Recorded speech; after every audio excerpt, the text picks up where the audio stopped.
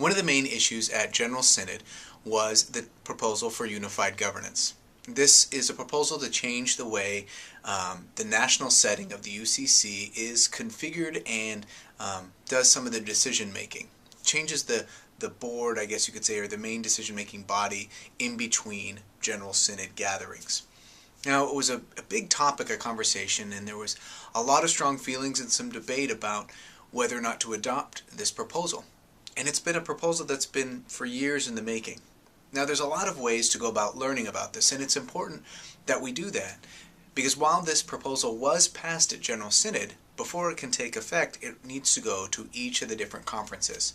And every conference, all 38, have to vote to ratify the proposal or not, if it's really going to take effect in the national setting. And it's, like I said, a kind of a big deal, because it does change quite a bit of how we operate.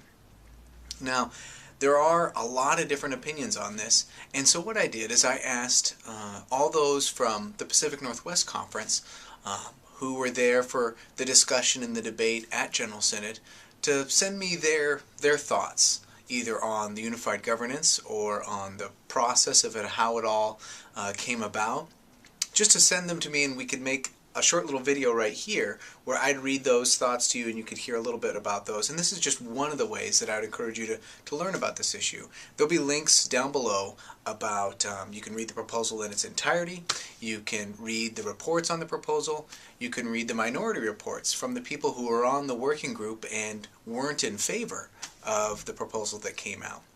So there's a lot of different avenues for you to learn more, and like I said, those links will be down below. But for right now, I just wanted to read you 3 reflections that were sent back to me from folks in our conference who were at General Synod, who got to hear about this unified governance, and here's what they thought about it. So the first one comes from Christine Hansen. She said the organization at the national level became too large and divided up into ministries. Each ministry worked hard on their aspect of our church because that is where their heart was. The structure was so large that communication between the ministries was difficult. Sometimes they didn't realize they might be working on the same thing. Their ministries involved many people from the greater church, which was wonderful and expensive. With the financial downturn, there was a movement to streamline the structure, save money, and improve working together. These are all good things, and in streamlining the structure, there is some loss, particularly the involvement of many different people from a variety of churches. This will be our loss.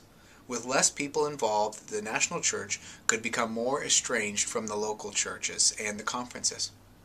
The challenge of the new structure will be to improve the connection with the local church, conferences, historically underrepresented groups, and the national church.